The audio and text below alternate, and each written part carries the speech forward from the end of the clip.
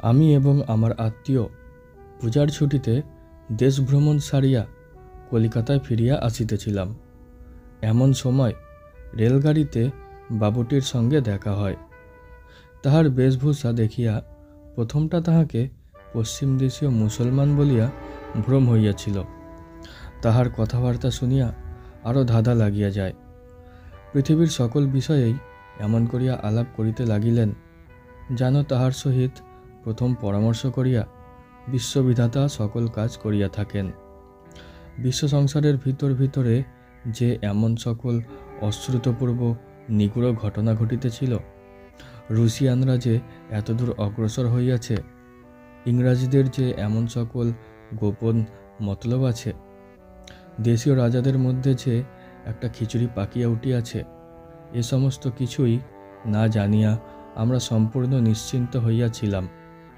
আমাদের নবপরিচিত আলাপিটি ঈষৎ হাসিয়া কহিলেন, কদনর ন দটযজ নভ বমরনর দদভ্রদ্র ধব দন টস নভ টভঢ নটর রদ ঔমরর্টধম রহ টটভ টরন রণজমর নড ধভ হমলর ভনস্রজ টর্জনর্ব। আমরা এই প্রথম ঘর ছাড়িয়া বাহির হইয়াছি, সুতরাং লোকটির রকম সকম দেখিয়া অবাক হইয়া গেলাম। লোকটা সামান্য উপলক্ষে কখনো বিজ্ঞান বলে, কখনো বেদের ব্যাখ্যা করে, আবার হঠাৎ কখনো পার্সির বয়েত আওড়াইতে থাকে। বিজ্ঞান, বেদ এবং পার্সি ভাষায় আমাদের কোনরূপ অধিকার না থাকাতে তাহার প্রতি আমাদের ভক্তি উত্তরোত্তর বাড়িতে লাগিল। এমনকি আমার থিওসফিস্ট আত্মীয়টির মনে দৃঢ় বিশ্বাস হইল যে আমাদের এই সহযাত্রীর সহিত কোনো এক রকমের অলৌকিক ব্যাপারের কিছু একটা যোগ আছে, কোনো একটা অপূর্ব ম্যাগনেটিজম অথবা দৈবশক্তি অথবা সূক্ষ্ম শরীর অথবা ওই ভাবের একটা কিছু। তিনি এই অসামান্য লোকের সমস্ত সামান্য কথাও ভক্তিবিহ্বল মুগ্ধভাবে শুনিতেছিলেন এবং গোপনে নোট করিয়া লইতেছিলেন। আমার ভাবে বোধ হইল অসামান্য ব্যক্তিটিও গোপনে তাহা বুঝিতে পারিয়াছিলেন এবং কিছু খুশি হইয়াছিলেন। গাড়িটি আসিয়া জংশনে থামিলে আমরা দ্বিতীয় গাড়ির অপেক্ষায় ওয়েটিং রুমে সমবেত হইলাম। তখন রাত্রি 10:30। পথের মধ্যে একটা কি ব্যাঘাত হওয়াতে গাড়ি অনেক বিলম্বে আসিবে শুনিলাম। আমি ইতিমধ্যে টেবিলের উপর বিছানা পাতিয়া ঘুমাইব স্থির করিয়াছি। এমন সময়ে সেই অসামান্য ব্যক্তিটি নিম্নলিখিত গল্প ফাঁদিয়া বসিলেন। সে রাত্রে আমার আর ঘুম হইল না। রাজ্য চালনা সম্বন্ধে 2-1টা বিষয়ে মতান্তর হওয়াতে আমি জুনাগড়ের কর্ম ছাড়িয়া দিয়া হায়দ্রাবাদে যখন নিজাম সরকারে প্রবেশ করিলাম, তখন আমাকে অল্প বয়স্ক ও মজবুত লোক দেখিয়া প্রথমে বড়িচে তুলার মাসুল আদায়ে নিযুক্ত করিয়া দিল।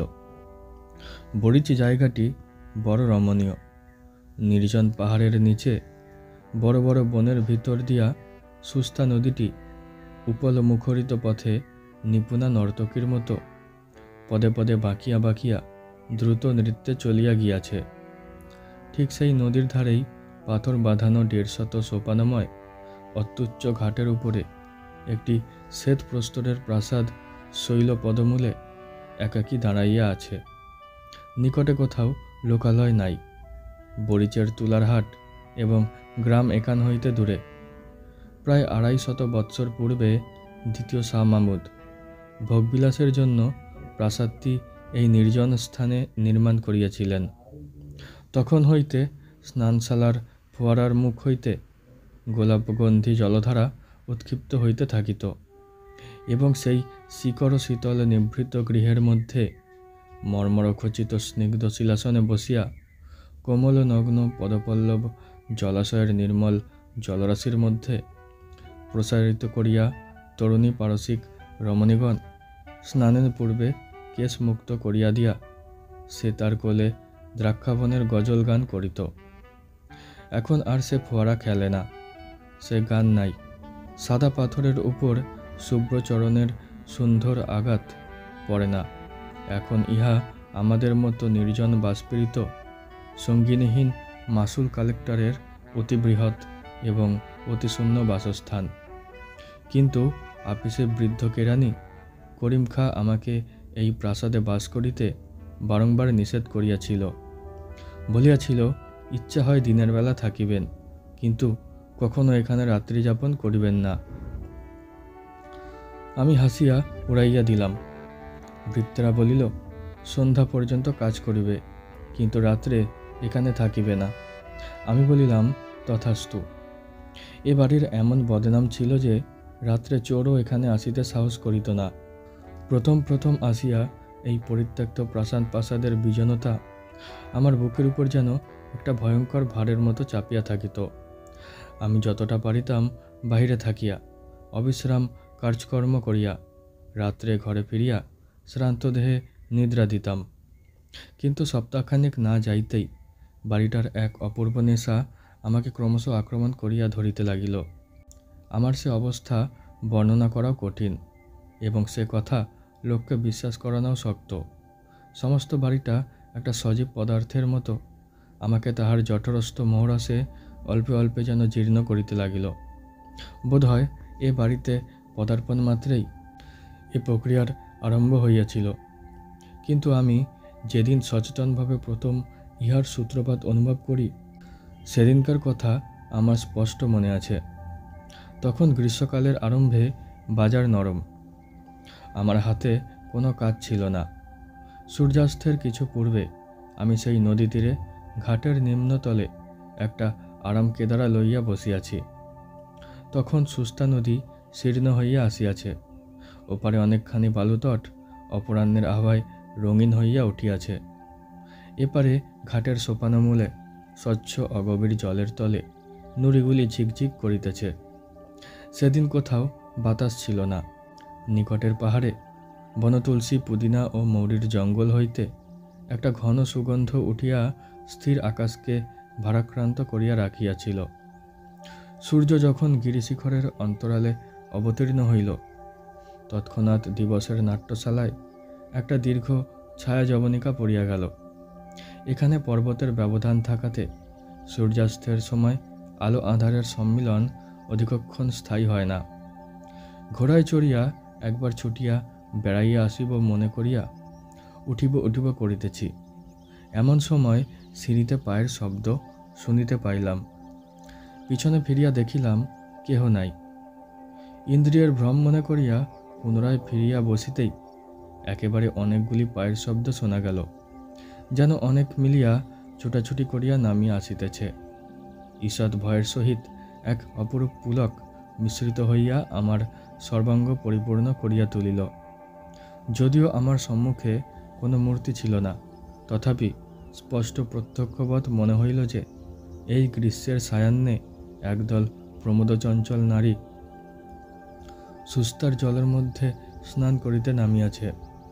যদিও সেই সন্ধ্যাকালে নিস্তব্ধ গিরিতটে, নদী তীরে, নির্জন প্রাসাদে কোথাও কিছুমাত্র শব্দ ছিল না, তথাপি আমি যেন স্পষ্ট শুনিতে পাইলাম নির্ঝরের শতধারার মতো সকৌতুক কলহাস্যের সহিত পরস্পরের দ্রুত অনুধাবন করিয়া আমার পার্শ্ব দিয়া স্নানার্থিনীরা চলিয়া গেল। আমাকে যেন লক্ষ্য করিল না। তাহারা যেমন আমার নিকট অদৃশ্য, আমিও যেন সেইরূপ তাহাদের নিকট অদৃশ্য। নদী পূর্ববৎ স্থির ছিল, কিন্তু আমার নিকট স্পষ্ট বোধ হইল স্বচ্ছতোয়ার অগভীর স্রোত অনেকগুলি বলয়স্মৃতি বাহুবিক্ষেপে বিক্ষুব্ধ হইয়া উঠিয়াছে। হাসিয়া হাসিয়া সখীগণ পরস্পরের গায়ে জল ছুড়িয়া মারিতেছে এবং সন্তরণকারিণীদের পদাঘাতে জলবিন্দুরাশি মুক্তামুষ্টির মতো আকাশে ছিটিয়া পড়িতেছে।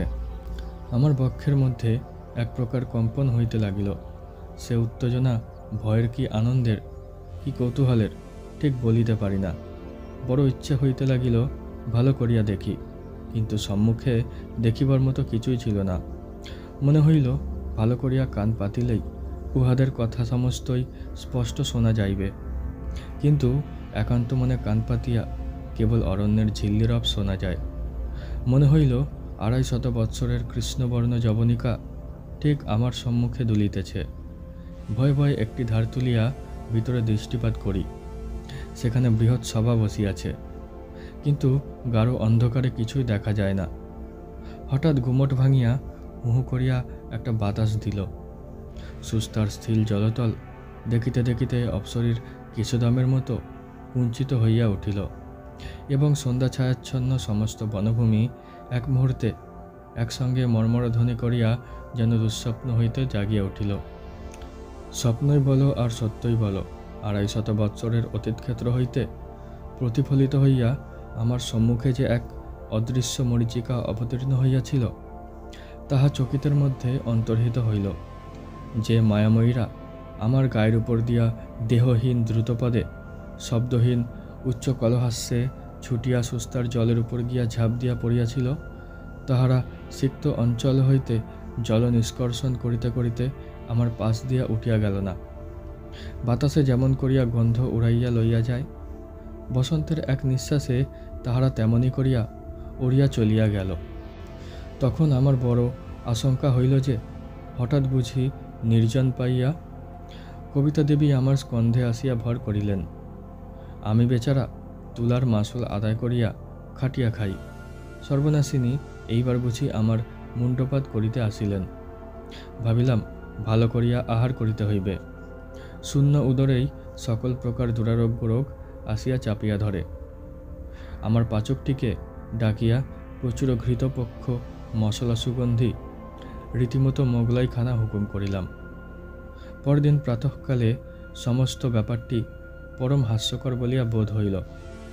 আনন্দমনে সাহেবের মতো সোলা টুপি পরিয়া নিজের হাতে গাড়ি হাঁকাইয়া গড়গড় শব্দে আপন তদন্ত কার্যে চলিয়া গেলাম। সেদিন ত্রৈমাসিক রিপোর্ট লিখিবার দিন থাকাতে বিলম্বে বাড়ি ফিরিবার কথা, কিন্তু সন্ধ্যা হইতে না হইতেই আমাকে বাড়ির দিকে টানিতে লাগিল। কে টানিতে লাগিল বলিতে পারি না, কিন্তু মনে হইল আর বিলম্ব করা উচিত নয়।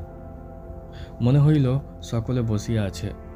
রিপোর্ট অসমাপ্ত রাখিয়া সোলার টুপি মাথায় দিয়া সেই সন্ধ্যাধূসর তরুচ্ছায়া ঘন নির্জন পথ রথচক্র শব্দে সচকিত করিয়া সেই অন্ধকারে শৈলান্তবর্তী নিস্তব্ধ প্রকাণ্ড প্রাসাদে গিয়া উত্তীর্ণ হইলাম। সিঁড়ির উপরে সম্মুখের ঘরটি অতি বৃহৎ। 3 সারি বড় বড় থামের উপর কারুকার্য খচিত খিলানে বিস্তীর্ণ ছাদ ধরিয়া রাখিয়াছে। এই প্রকাণ্ড ঘরটি আপনার বিপুল শূন্যতা ভারে অহর্নিশি গমগম করিতে থাকে। সেদিন সন্ধ্যার প্রাক্কালে তখনও প্রদীপ জ্বালানো হয় নাই। দরজা ঠেলিয়া আমি সেই বৃহৎ ঘরে যেমন প্রবেশ করিলাম, অমনি মনে হইল ঘরের মধ্যে যেন ভারী একটা বিপ্লব বাঁধিয়া গেল।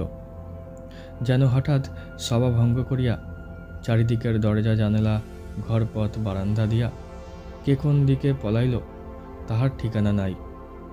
আমি কোথাও কিছু না দেখিতে পাইয়া অবাক হইয়া দাঁড়াইয়া রহিলাম। শরীর এক প্রকার আবেশে রোমাঞ্চিত হইয়া উঠিল, যেন বহুদিনের লুপ্তাবশিষ্ট মাথা ঘষা ও আতরের মৃদু গন্ধ আমার নাসার মধ্যে প্রবেশ করিতে লাগিল। আমি সেই দীপহীন জনহীন প্রকাণ্ড ঘরের প্রাচীন প্রস্তর স্তম্ভ শ্রেণীর মাঝখানে দাঁড়াইয়া শুনিতে পাইলাম ঝরঝর শব্দে ফোয়ারার জল সাদা পাথরের উপরে আসিয়া পড়িতেছে। সে তারে কিশোর বাজিতেছে বুঝিতে পারিতেছি না। কোথাও বা স্বর্ণভূষণের স্মৃতি, কোথাও বা নূপুরের নিক্কণ, কখনো বা বৃহৎ তাম্র ঘণ্টার প্রহর বাজিবার শব্দ, অতি দূরে নহবতের আলাপ, বাতাসে দোদুল্যমান ঝাড়ের স্ফটিক দোলকগুলির ঠুনঠুন ধ্বনি, বারান্দা হইতে খাঁচার বুলবুলের গান, বাগান হইতে পোষা সারসের ডাক আমার চতুর্দিকে একটা প্রেতলোকের রাগিনী সৃষ্টি করিতে লাগিল। আমার এমন একটা মোহ উপস্থিত হইল, মনে হইল এই অস্পৃশ্য অগম্য অবাস্তব ব্যাপারই জগতে একমাত্র সত্য, আর সমস্তই মিথ্যা মরীচিকা। আমি যে আমি, অর্থাৎ আমি যে শ্রীযুক্ত অমুক, অমুকের জ্যেষ্ঠ পুত্র, তুলার মাসুল সংগ্রহ করিয়া 450 টাকা বেতন পাই। আমি যে সোলার টুপি এবং খাটো কর্তা পরিয়া টমটম হাঁকাইয়া আপিস করিতে যাই। এ সমস্তই আমার কাছে এমন অদ্ভুত হাস্যকর অমূলক মিথ্যা কথা বলিয়া বোধ হইল যে আমি সেই বিশাল নিস্তব্ধ অন্ধকার ঘরের মাঝখানে দাঁড়াইয়া হা হা করিয়া হাসিয়া উঠিলাম। তখনই আমার মুসলমান ভৃত্য প্রজ্বলিত কেরোসিন ল্যাম্প হাতে করিয়া ঘরের মধ্যে প্রবেশ করিল। সে আমাকে পাগল মনে করিল কি না জানি না, কিন্তু তৎক্ষণাৎ আমার স্মরণ হইল যে আমি অমুক চন্দ্রের জ্যেষ্ঠ পুত্র শ্রীযুক্ত অমুকনাথ বটে। ইহাও মনে করিলাম যে জগতের ভিতরে অথবা বাহিরে কোথাও অমর্ত্য ফোয়ারা নিত্যকাল উৎসারিত ও অদৃশ্য অঙ্গুলির আঘাতে কোনো মায়া সেতারে অনন্ত রাগিনীর ধ্বনিত হইতেছে কিনা তাহা আমাদের মহাকবি ও কবিবরেরাই বলিতে পারেন। কিন্তু একথা নিশ্চয় সত্য যে আমি বরিচের হাটে তুলার মাসুল আদায় করিয়া মাসে 450 টাকা বেতন লইয়া থাকি। তখন আবার আমার পূর্বক্ষণের অদ্ভুত মোহ স্মরণ করিয়া কেরোসিন প্রদীপ্ত ক্যাম্প টেবিলের কাছে খবরের কাগজ লইয়া সকৌতুকে হাসিতে লাগিলাম। খবরের কাগজ পড়িয়া এবং মোগলাই খানা খাইয়া একটি ক্ষুদ্র কোণের ঘরে প্রদীপ নিভাইয়া দিয়া বিছানায় গিয়া শয়ন করিলাম। আমার সম্মুখবর্তী খোলা জানালার ভিতর দিয়া অন্ধকার বনবেষ্টিত অরালি পর্বতের ঊর্ধ্বদেশের একটি অত্যুজ্জ্বল নক্ষত্র সহস্র কোটি যোজন দূর আকাশ হইতে সেই অতিতুচ্ছ ক্যাম্পখাটের উপর শ্রীযুক্ত মাসুল কালেক্টরকে একদৃষ্টে নিরীক্ষণ করিয়া দেখিতেছিল। ইহাতে আমি বিস্ময় ও কৌতুক অনুভব করিতে করিতে কখন ঘুমাইয়া পড়িয়াছিলাম বলিতে পারি না, কতক্ষণ ঘুমাইয়াছিলাম তাহাও জানি না।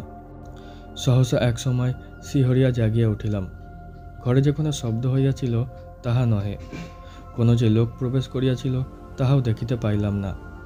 অন্ধকার পর্বতের উপর হইতে অনিমেষ নক্ষত্রটি অস্তমিত হইয়াছে এবং কৃষ্ণপক্ষের ক্ষীণ চন্দ্রালোক অনাদিকার সংকুচিত ম্লানভাবে আমার বাতায়ন পথে প্রবেশ করিয়াছে।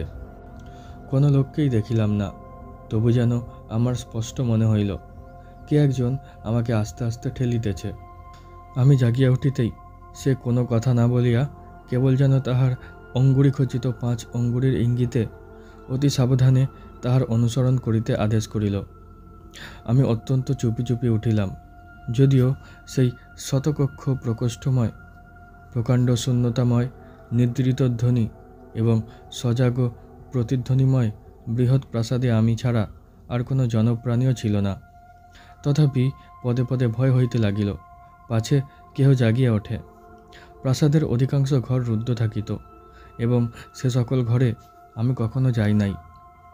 সে রাত্রে নিঃশব্দ পদবিক্ষেপে সংযত নিঃশ্বাসে সেই অদৃশ্য আহ্বান রূপিণীর অনুসরণ করিয়া আমি যে কোথা দিয়ে কোথায় যাইতেছিলাম আজ তাহা স্পষ্ট করিয়া বলিতে পারি না। কত সংকীর্ণ অন্ধকার পথ, কত দীর্ঘ বারান্দা, কত গম্ভীর নিস্তব্ধ সুবৃহৎ সভাগৃহ, কত রুদ্ধবায়ু ক্ষুদ্র গোপন কক্ষ পার হইয়া যাইতে লাগিলাম তাহার ঠিকানা নাই।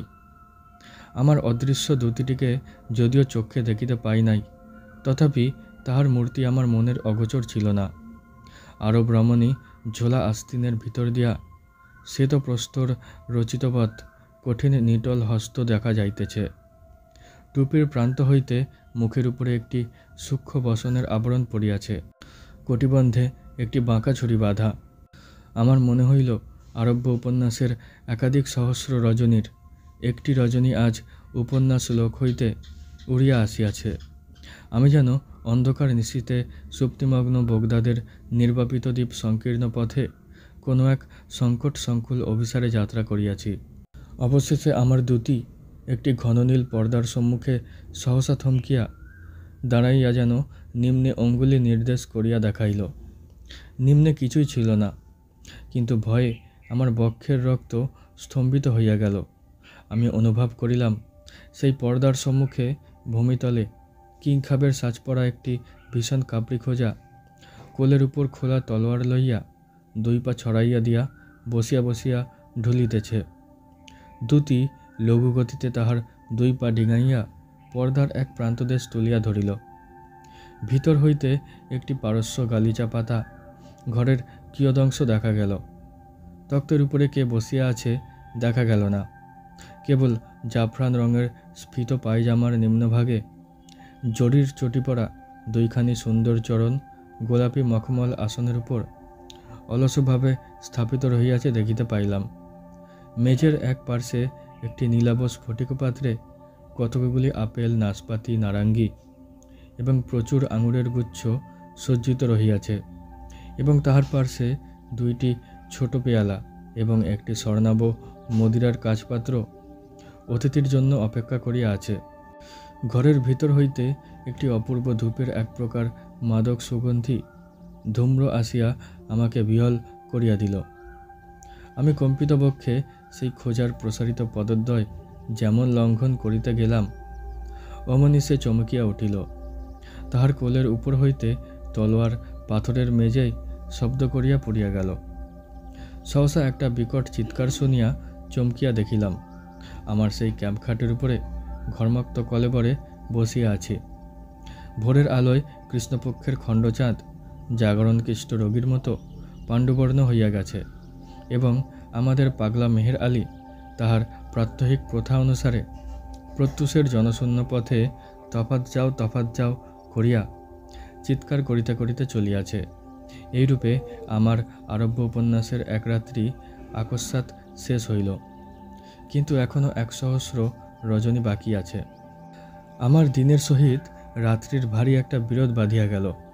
দিনের বেলায় শ্রান্ত ক্লান্ত দেহে কর্ম করিতে যাইতাম এবং শূন্য স্বপ্নময়ী মায়াবিনী রাত্রিকে অভিসম্পাদ করিতে থাকিতাম। আবার সন্ধ্যার পরে আমার দিনের বেলাকার কর্মবন্ধ অস্তিত্বকে অত্যন্ত তুচ্ছ, মিথ্যা এবং হাস্যকর বলিয়া বোধ হইত। সন্ধ্যার পরে আমি একটা নেশার জালের মধ্যে বিহ্বলভাবে জড়াইয়া পড়িতাম। শত শত বৎসর পূর্বেকার কোনো এক অলিখিত ইতিহাসের অন্তর্গত আর একটা অপূর্ব ব্যক্তি হইয়া উঠিতাম। তখন আর বিলাতি খাটো কর্তা এবং 8 প্যান্টলুনে আমাকে মানাইত না। তখন আমি মাথায় এক লাল মখমলের ফেচ তুলিয়া, ঢিলা পায়জামা, ফুলকাটা কাবা এবং রেশমের দীর্ঘ চোগা পরিয়া রঙিন রুমালে আতর মাখিয়া বহু যত্নে সাজ করিতাম এবং সিগারেট ফেলিয়া দিয়া গোলাপ জলপূর্ণ বহু কুণ্ডলায়িত বৃহৎ আলবোলা লইয়া এক উচ্চ গতিবিশিষ্ট বড় কেদারায় বসিতাম, যেন রাত্রে কোনো এক অপূর্ব প্রিয় সম্মিলনের জন্য পরমাগ্রহে প্রস্তুত হইয়া থাকিতাম। তারপর অন্ধকার যতই ঘনীভূত হইত, ততই কি যে এক অদ্ভুত ব্যাপার ঘটিতে থাকিত, তাহা আমি বর্ণনা করিতে পারি না। ঠিক যেন একটা চমৎকার গল্পের কতকগুলি ছিন্ন অংশ বসন্তের আকস্মিক বাতাসে এই বৃহৎ প্রাসাদের বিচিত্র ঘরগুলির মধ্যে উড়িয়া বেড়াইত। খানিকটা দূর পর্যন্ত পাওয়া যাইত, তারপরে আর শেষ দেখা যাইত না। আমিও সেই ঘূর্ণমান বিচ্ছিন্ন অংশগুলির অনুসরণ করিয়া সমস্ত রাত্রি ঘরে ঘরে ঘুরিয়া বেড়াইতাম। এই খণ্ডস্বপ্নের আবর্তের মধ্যে এই কচিত হেনার গন্ধ, কচিত সেতারের শব্দ, কচিত সুরভি জল শিকড় মিশ্র বায়ুর হিল্লোলের মধ্যে একটি নায়িকাকে ক্ষণে ক্ষণে বিদ্যুৎ শিখার মতো চকিতে দেখিতে পাইতাম। তাহারই জাফরান রঙের পায়জামা এবং দুটি শুভ্র রক্তিম কোমল পায়ে বক্র শীর্ষ জরির চটি পরা, বক্ষে অতি পিনদ্ধ জরির ফুলকাটা কাঁচুলি আবদ্ধ, মাথায় একটি লাল টুপি এবং তাহা হইতে সোনার ঝালর ঝুলিয়া তাহার শুভ্র ললাট এবং কপোল বেষ্টন করিয়াছে। সে আমাকে পাগল করিয়া দিয়াছিল। আমি তাহারই অভিসারে প্রতি রাত্রে নিদ্রার রসাতল রাজ্যের স্বপ্নের জটিল পথসংকুল মায়াপুরীর মধ্যে গলিতে গলিতে কক্ষে কক্ষে ভ্রমণ করিয়া বেড়াইয়াছি। এক দিন সন্ধ্যার সময় বড় আয়নার দুই দিকে 2 বাতি জ্বালাইয়া যত্নপূর্বক শাহজাদার মতো সাজ করিতেছি, এমন সময় হঠাৎ দেখিতে পাইলাম আয়নায় আমার প্রতিবিম্বের পার্শ্বে ক্ষণিকের জন্য সেই তরুণী ইরানীর ছায়া আসিয়া পড়িল। পলকের মধ্যে গ্রীবা বাঁকাইয়া তাহার ঘনকৃষ্ণ বিপুল চক্ষু তারকায় সুগভীর আবেগ তীব্র বেদনাপূর্ণ আগ্রহ কটাক্ষপাত করিয়া সরস সুন্দর বিম্বাধরে একটি অস্ফুট ভাষার আভাসমাত্র দিয়া লঘু ললিত নৃত্যে আপন যৌবন পুষ্পিত দেহলতাটিকে দ্রুতবেগে ঊর্ধ্বাভিমুখে আবর্তিত করিয়া মুহূর্তকালের মধ্যে বেদনা বাসনা ও বিভ্রমের হাস্যকটাক্ষ ও ভূষণজ্যোতির স্ফুলিঙ্গ বৃষ্টি করিয়া দিয়া দর্পণেই মিলাইয়া গেল। গিরিকাননের সমস্ত সুগন্ধ লুণ্ঠন করিয়া একটি উদ্দাম বায়ুর উচ্ছ্বাস আসিয়া আমার দুইটা বাতি নিবাইয়া দিত। আমি সাজসজ্জা ছাড়িয়া দিয়া বেশ গৃহের প্রান্তবর্তী শয্যাতলে পুলকিত দেহে মুদ্রিত নেত্রে শয়ন করিয়া থাকিতাম। আমার চারিদিকে সেই বাতাসের মধ্যে, সেই অরালি গিরিকুঞ্জের সমস্ত মিশ্রিত সৌরভের মধ্যে যেন অনেক আদর, অনেক চুম্বন, অনেক কোমল করস্পর্শ নিভৃত অন্ধকার পূর্ণ করিয়া ভাসিয়া বেড়াইত। কানের কাছে অনেক কলগুঞ্জন শুনিতে পাইতাম। আমার কপালের উপর সুগন্ধ নিঃশ্বাস আসিয়া পড়িত এবং আমার কপালে একটি মৃদু সৌরভ রমণীর সুকোমল ওড়না বারম্বার উড়িয়া উড়িয়া আসিয়া স্পর্শ করিত। অল্পে অল্পে যেন একটি মোহিনী সর্পিণী তাহার মাদকবেষ্টনে আমার সর্বাঙ্গ বাঁধিয়া ফেলিত। আমি গাঢ় নিঃশ্বাস ফেলিয়া অসার দেহে সুগভীর নিদ্রায় অভিভূত হইয়া পড়িতাম। একদিন অপরাহ্নে আমি ঘোড়ায় চড়িয়া বাহির হইব সংকল্প করিলাম। কি আমাকে নিষেধ করিতে লাগিল জানি না, কিন্তু সেদিন নিষেধ মানিলাম না। একটা কাষ্ঠদণ্ডে আমার সাহেবী হ্যাট এবং খাটকর্তা দুলিতেছিল। পাড়িয়া লইয়া পরিবার উপক্রম করিতেছি। এমন সময় সুস্তা নদীর বালি এবং অরালি পর্বতের শুষ্ক পল্লবরাজির ধ্বজা তুলিয়া হঠাৎ একটা প্রবল ঘূর্ণা বাতাস আমার সেই কর্তা এবং টুপি ঘুরাইতে ঘুরাইতে লইয়া চলিল এবং একটা অত্যন্ত সুমিষ্ট কলহাস্য সেই হাওয়ার সঙ্গে ঘুরিতে ঘুরিতে কৌতুকের সমস্ত পর্দায় আঘাত করিতে করিতে উচ্চ হইতে উচ্চতর সপ্তকে উঠিয়া সূর্যালোকের কাছে গিয়া মিলাইয়া গেল। সেদিন আর ঘোড়ায় চড়া হইল না এবং তাহার পরদিন হইতে সেই কৌতুকাবহ খাটকর্তা এবং সাহেবী হ্যাট পরা একেবারে ছাড়িয়া দিয়াছি। আবার সেই দিন অর্ধরাত্রে বিছানার মধ্যে উঠিয়া বসিয়া শুনিতে পাইলাম কে যেন গুমরিয়া গুমরিয়া বুক ফাটিয়া ফাটিয়া কাঁদিতেছে। যেন আমার খাটের নিচে, মেঝের নিচে এবং বৃহৎ প্রাসাদের পাষাণ ভিত্তির তলবর্তী একটা আর্দ্র অন্ধকার গোড়ের ভিতর হইতে কাঁদিয়া কাঁদিয়া বলিতেছে, তুমি আমাকে উদ্ধার করিয়া লইয়া যাও। কঠিন মায়া, কঠিন নিদ্রা, নিষ্ফল স্বপ্নের সমস্ত দ্বার ভাঙিয়া ফেলিয়া তুমি আমাকে ঘোড়ায় তুলিয়া তোমার বুকের কাছে চাপিয়া ধরিয়া বনের ভিতর দিয়া, পাহাড়ের উপর দিয়া, নদীর পার হইয়া তোমাদের সূর্যালোকিত ঘরের মধ্যে আমাকে লইয়া যাও। আমাকে উদ্ধার করো। আমি কে? আমি কেমন করিয়া উদ্ধার করিব? আমি এই ঘূর্ণমান পরিবর্তমান স্বপ্ন প্রবাহের মধ্য হইতে কোন মজ্জমায়া কামনা সুন্দরীকে তীরে টানিয়া তুলিব? তুমি কবে ছিলে? কোথায় ছিলে হে দিব্যরূপিণী? তুমি কোন শীতল উৎসের তীরে খুরজুর কুবে ছায়ার কোন গৃহহীনা মরুবাসিনীর কোলে জন্মগ্রহণ করিয়াছিলে? তোমাকে কোন বেদৈন দস্যু বনলতা হইতে পুষ্পকরকের মতো মাতৃক্রোড় হইতে ছিন্ন করিয়া বিদ্যুৎগামী অশ্বির উপরে চড়াইয়া জ্বলন্ত বালুকারাশি পার হইয়া কোন রাজপুরীর দাসীহাটে বিক্রয়ের জন্য লইয়া গিয়াছিল? সেখানে কোন বাদশাহের ভৃত্য তোমার নববিকশিত সলজ্জকাতর যৌবনসোমা নিরীক্ষণ করিয়া স্বর্ণমুদ্রা গনিয়া দিয়া সমুদ্র পার হইয়া তোমাকে সোনার শিবিকায় বসাইয়া প্রভুগৃহের অন্তঃপুরে উপহার দিয়াছিল? সেখানে সে কি ইতিহাস? সেই সারঙ্গীর সঙ্গীত, নূপুরের নিক্কণ এবং সিরাজের সুবর্ণ মদিরার মধ্যে মধ্যে ছুরির ঝলক, বিষের জ্বালা, কটাক্ষের আঘাত, কি অসীম ঐশ্বর্য, কি অনন্ত কারাগার! দুই দিকে দুই দাসী বলয়ের হীরকে বিজুলি খেলাইয়া চামর দুলাইতেছে। শাহেনশা বাদশাহ শুভ্র চরণের তলে মণিমুক্তা খচিত পাদুকার কাছে লুটাইতেছে। বাহিরের দ্বারের কাছে যমদূতের মতো হাফসি দেবদূতের মতো সাজ করিয়া খোলা তলোয়ার হাতে দাঁড়াইয়া।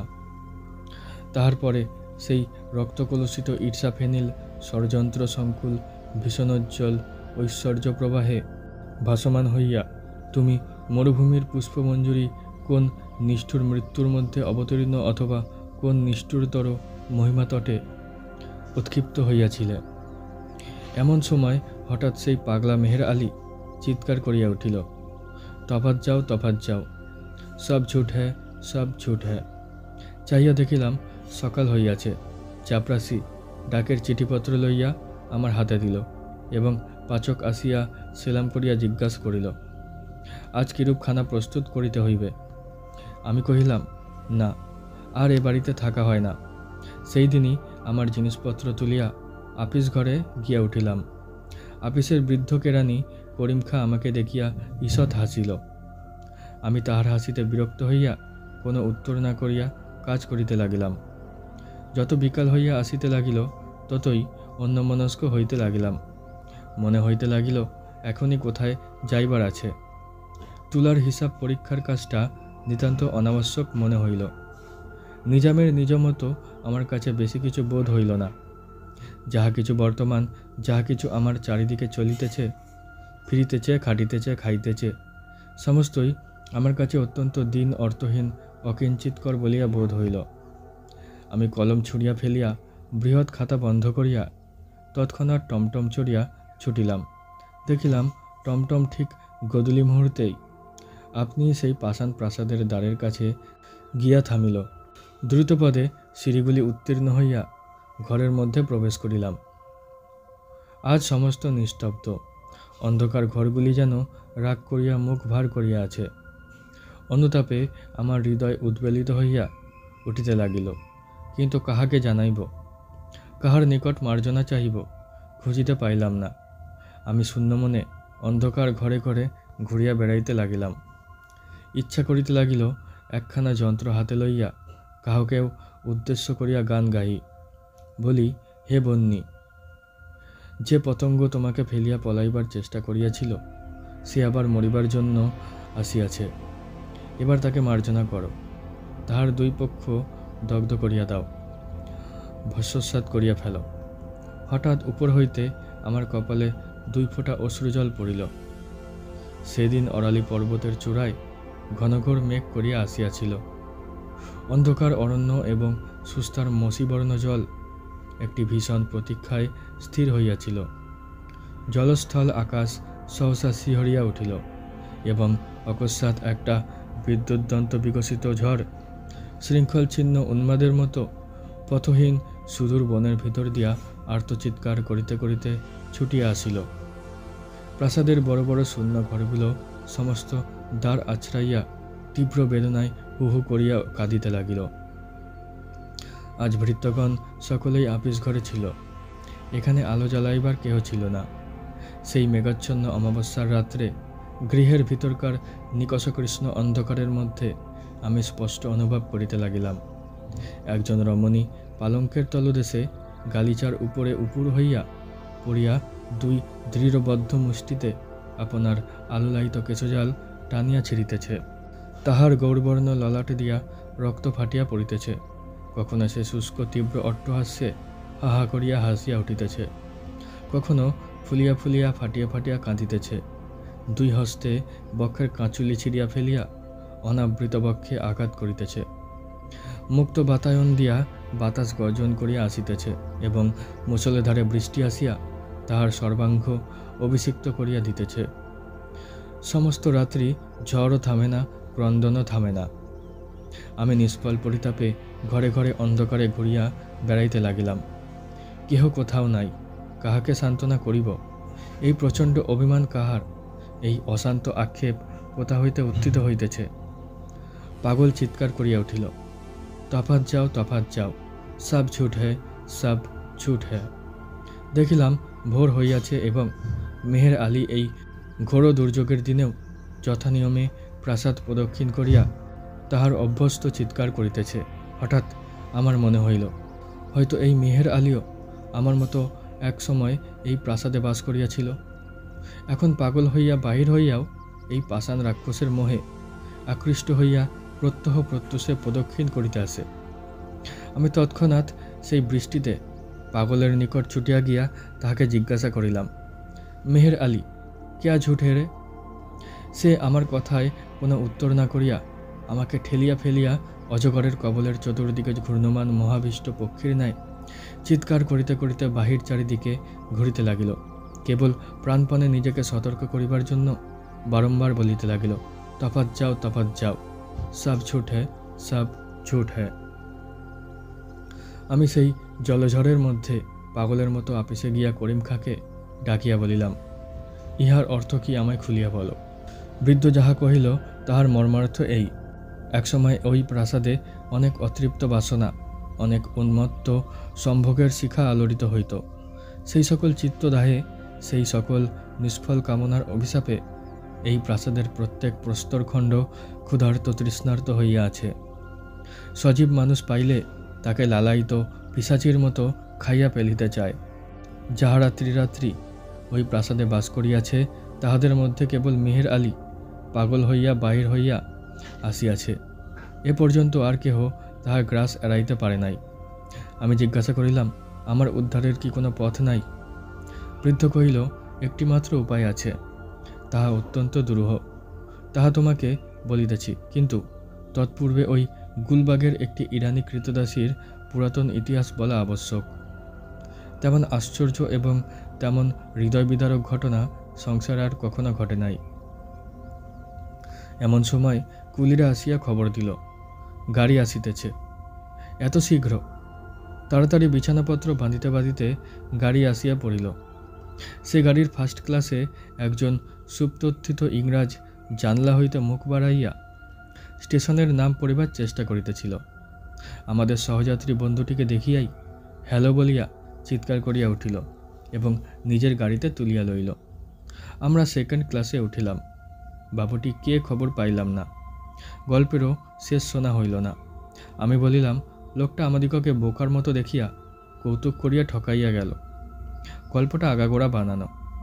এই তর্কের উপলক্ষে আমার থিওসফিস্ট আত্মীয়টির সহিত আমার জন্মের মতো বিচ্ছেদ ঘটিয়া গেছে।